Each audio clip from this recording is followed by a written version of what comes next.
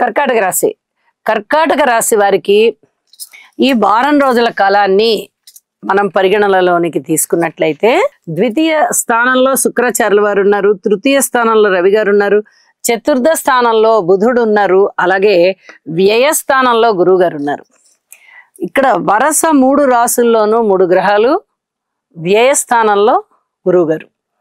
4 గ్రహాల యొక్క ఉనికి చాలా చాలా బాగుంది అని చెప్పి తెలియచెప్పడం జరుగుతోంది.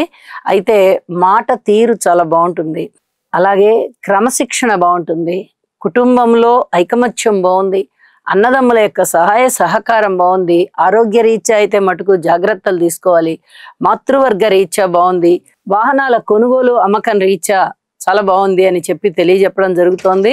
అలాగే ఇప్పటి వరకు ఎవరితోటైనా కలహాలు ఉన్నట్లయితే అవి దాదాపుగా తీరిపోయేటటువంటి పరిస్థితి కనిపిస్తోంది.